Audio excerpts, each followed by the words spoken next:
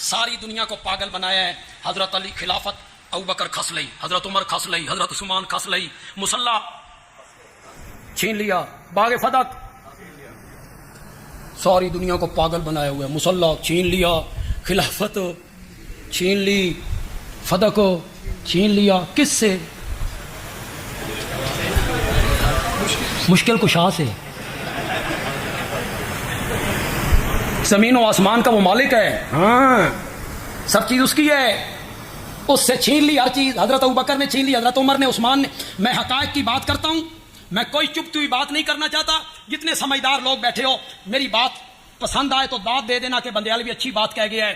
بندیالوی کہتا ہے ٹھیک ہے, حضرت ابوبکر نے خلافت چھین لی, حضرت عمر نے چھین لی, حضرت عثمان نے چھین لی, مصلی انہوں نے چھین لیا, باغ فدق انہوں نے چھین لیا. چل میں نے ایک منٹ کے لیے مان لیا, چلو چوتھے نمبر تے ہی صحیح. پھر خلافت حضرت علی کے گھر آ گئی کہ کوئی نہ آ گئی؟ ہوں تے خلافت گھر آ گئی ہے, ہوں رکابی چ رکھ کے پھر معاویہ نو کیوں دتی؟ اٹھا کے معاویہ کو کیوں دے دی آپ نے؟ پھر اٹھا کے معاویہ کو دے دی. حق سمجھا تو دی, حق سمجھا تو دی, عادل سمجھا تو دی, ورنہ تو شہباز شریف نو آکھو بھائی عمران خان نو دے. بڑی آرزو ہے. میں نے حضرت معاویہ کی جنگ لڑی, تحریراً بھی تقریراً بھی, مصائب بھی جھیلیں, چندے بھی بڑے بند کروائے, لوگ ناراض ہوئے, مقتدی ٹوٹے. قیامت کے دن ہمیں معاویہ اپنے سینے کے ساتھ ضرور لگائیں گے انشاءاللہ انشاءاللہ. حلالی النسب اور مشکوک النسب, اس میں اگر کوئی فرق کر سکتی ہے کوئی چیز تو وہ معاویہ کا نام ہی ہے. تم میں جرأت ہے تو اس بات کا جواب دو کہ حضرت حسن رضی اللہ تعالی عنہ نے سلو کر کے خلافت حضرت معاویہ کے سپرد کی تھی یا نہیں کی تھی؟ بولو, بولتے کیوں نہیں ہو؟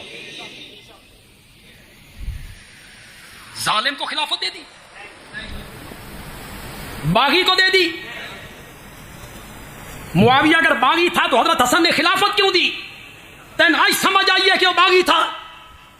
حضرت علی کے بیٹوں کو سمجھ نہیں آئی. اللہ کے فضل و کرم سے میں قرآن سے اور آقا علیہ الصلوۃ والسلام کے فرمان سے آپ کے سامنے تبلیغ کروں گا کہ خلیفہ کون بناتا ہے, اور خلیفہ بننے کے لیے اس کی شرائط کیا ہیں, واجبات کیا ہیں, لوازمات کیا ہیں, اس کی ٹرمز اینڈ کنڈیشنز کیا ہیں, اس کی ڈیمانڈز اور اس کی صفات کیا ہیں.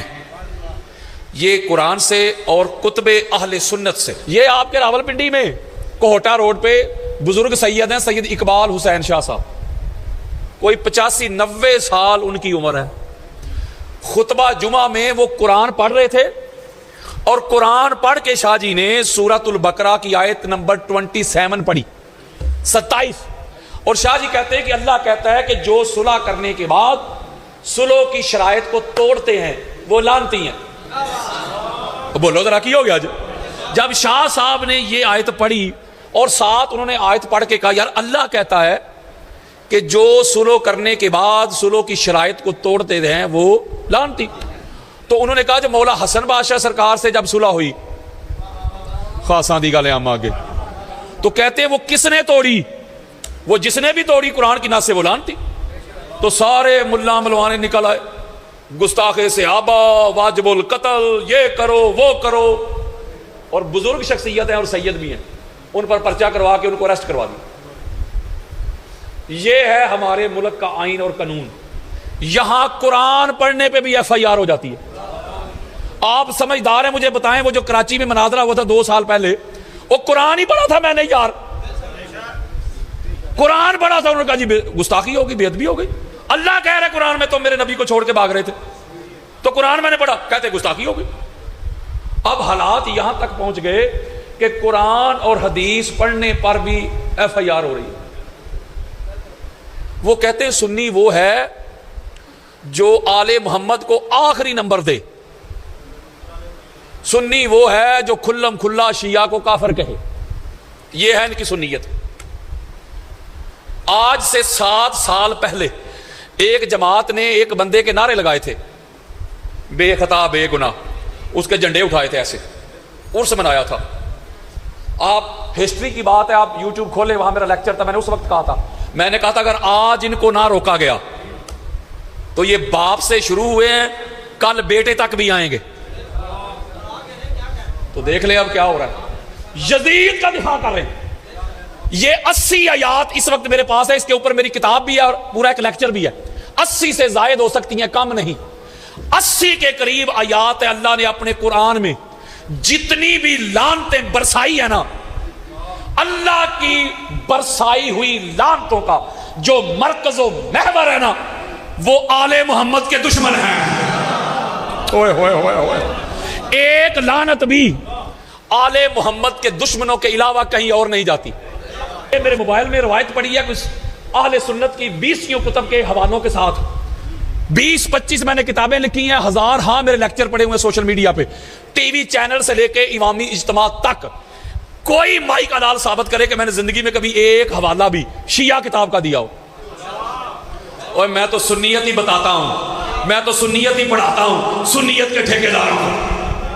یزید کا اپنا سگا بیٹا تھا معاویہ بن یزید، میں اسے رحمت اللہ تعالیٰ علیہ کہتا ہوں۔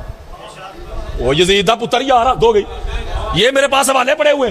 جب یزید لعنتی واصل جہنم ہوا نا، تو یار لوگوں نے، یزیدیوں نے پکڑ کے اس کے بیٹے کو تخت پہ بٹھا دیا، کچھ دیر تو وہ بیٹھا رہا، پھر اس نے ایک تاریخ ساز خطبہ دیا سب کو جمع کر کے۔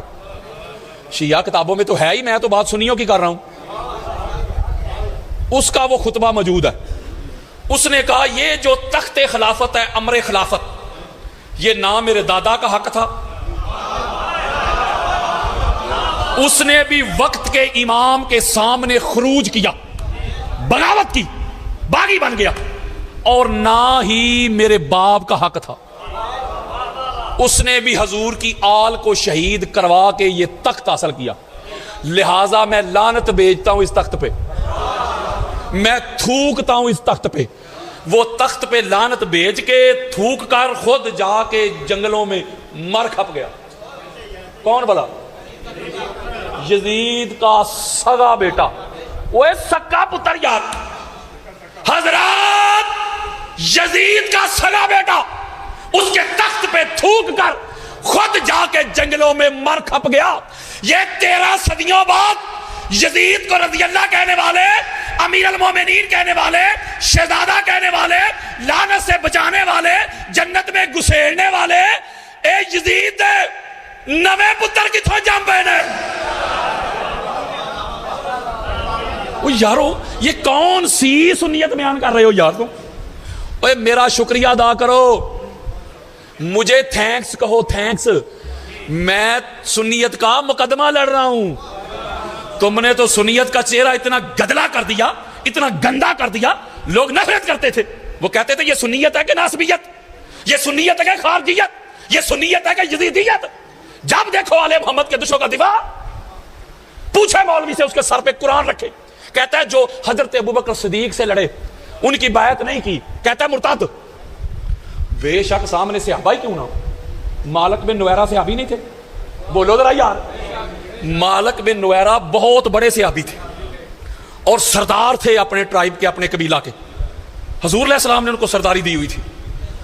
انہوں نے کہا بھائی جب میں حضور کے بعد حضرت ابوبکر کو خلیفہ مانتا ہی نہیں، خلافت کا تو اعلان ہوا مولا علی کا، تو جب میں خلیفہ ہی نہیں مانتا تو زکوٰۃ کیوں دوں؟ زکوٰۃ کا انکار نہیں کیا انہوں نے، وہ کہتے یا میں خلیفہ ہی نہیں مانتا ان کو زکوٰۃ کیوں دوں یار؟ تو پھر خالد بن ولید گئے نہیں تھے؟ بولو کی ہو گیا جا کے ان کا سر کاٹ کے نا تو چولہے پہ رکھ کے کھانا تیار کیا تھا۔ سوچئے گا ضرور ذرا، صحابی، مولوی صاحب کہتے نہیں وہ مرتد ہو گئے تھے۔ میں ایک دفعہ کہا میں نے مولوی صاحب چلو تیری مان لیتے ہیں، مرتد ہو گئے تھے، یہ مطلب ہے صحابی چ گنجائش ہے نا کہ مرتد ہو جاتا ہے؟ نہیں سمجھ رہے یار میری بات، وہ خود کہہ رہے ہیں مرتد ہو گئے، خود کہہ رہے، آگے جو کچھ لکھا ہوا وہ نہیں میں پڑھ رہا، نہ جانے کون مار دے کافر کہہ کے، شہر کا شہر ہی مسلمان بنا پھرتا ہے۔ اور یہ ہماری کتابیں ہیں سنیوں کی، اور کہتے ہیں جو حضرت عمر بن خطاب سے لڑے ان کی بیعت نہیں کی, ان کو خلیفہ تسلیم نہیں کیا, مرتد. جو حضرت عثمان بن عفان سے لڑے مرتد, اور جو مولا علی سے لڑے کہتے ہیں رضی اللہ. نہیں سمجھ رہے؟ وہ یار کہتے ہو چاروں خلفائے راشدین ہیں, تو جب چاروں خلفائے راشدین ہیں مولوی جی, تو پھر سوال تو ہمارا بنتا ہے نا, جب تینوں خلفائے راشدین کے دشمنوں کو تو مرتد کہہ رہا ہے, صحابیت کا بھی حیا نہیں کر رہا, کہہ رہا ہے مرتد, تو پھر مولا علی کے دشمنوں کو رضی اللہ کس قانون سے کہہ رہا ہے؟ اگر مولا علی بھی خلیفہ راشد ہے بولیں یار, تو قانون تو ایک ہو, دستور تو ایک ہو, معیار تو ایک ہو, پیمانہ تو ایک ہو, کسوٹی تو ایک ہو, دیکھنے والی آنکھ تو ایک ہو. اس کا مطلب ہے آل محمد کے لیے تیرا معیار اور ہے اور اصحاب کے لیے تیرا معیار اور ہے. اگر یہی لوگ جو مولا علی سے لڑے اگر تینوں خلفاء سے لڑتے تو مولوی کبھی بھی دفاع نہ کرتا. آپ چیک کر لیں, ان کو صحابہ بھی وہی نظر آئیں گے جو آل محمد سے لڑتے رہے, انہی کا دفاع کریں گے, دوسروں کا تو نام بھی نہیں ان کو آتا. مجھے بتائیں, باہر جا کے اشتہار دکھائیں, عرس مبارک حجر ابن عدی, بولو کیا ہو گیا جی یار, وہ صحابی نہیں, نکالیں باہر مجھے کوئی مسجد دکھائیں جس کا نام لکھا مسجد کا نام ہو, جامعہ مسجد حضرت مقداد, ابو ذر غفاری, حذیفہ بن یمان, عمار بن یاسر. یار ہے تو کوئی گل نہ ہوئی کہ صحابہ بھی تیری مرضی دے تے ماواں بھی تیری مرضی دیاں, اے وچوں وچوں تے نہ من. میرے مصطفیٰ کریم کے وہ سارے صحابہ, عقیدہ دے رہا ہوں, جو محمد اور آل محمد کے وفادار رہے مرتے دم تک, وہ صحابہ جہاں قدم بھی رکھتے ہیں نا, ان کے قدموں کی خاک بھی ہماری آنکھوں کا سرما ہے. اس لیے ٹھیکیدار نہ بنے کوئی صحابہ کا, ہم غلام ہیں حضور کے صحابہ کے.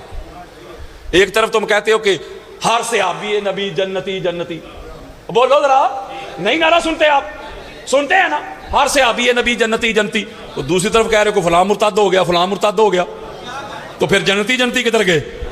میں بتاتا ہوں یہ پورا نعرہ, میں لگانے لگا ہوں, میں بھی کہتا ہوں ہر صحابی نبی جنتی جنتی, ہر صحابی نبی جنتی جنتی, ہر دشمن علی لعنتی لعنتی. میرے آقا نے فرمایا میرے امتیو, جی آقا میری بات یاد رکھنا, جو دنیا میں جس سے محبت کر کے جائے گا قیامت کے روز اسی کے ساتھ اٹھایا جائے گا. آپ پریشان نہ ہوا کریں کہ جس طرح ہم مانتے ہیں, ہم پیار کرتے ہیں, فلاں کیوں نہیں مانتا, فلاں کو دعوت دیتے ہیں وہ نہیں آتا, پریشان نہ ہوا کریں. اللہ نے نجس کو, رجس کو آل محمد سے دور رکھا ہے. وہ یارو جس طرح اللہ نے نجس اور رجس کو آل محمد سے دور رکھا ہے نا, اسی طرح اللہ نے نجس کو رجس کو آل محمد کے ذکر سے بھی دور رکھا ہے. ہائے ہائے ہائے ہائے, وہ جہاں آل محمد کا ذکر ہو, ان کے فضائل کا ذکر ہو, ان کے خصائص کا ذکر ہو, ان کے مناقب کا ذکر ہو, ان کے اوصاف کا ذکر ہو, ایٹریبیوٹس کا ذکر ہو, کمال کا ذکر ہو, جمال کا ذکر ہو, جلال کا ذکر ہو, اخلاق کا ذکر ہو, کردار کا ذکر ہو, گفتار کا ذکر ہو, وہاں گندگی کا کیا کام؟ اللہ نے تو ان کے ذکر سے بھی نجس کو دور رکھا ہے. آپ سمجھتے ہوں گے کہ شاید نجس وہ ہے ناپاکی, غلاظت, اور نہیں یار, جو آل محمد سے, ان کے ذکر سے دور ہو جائے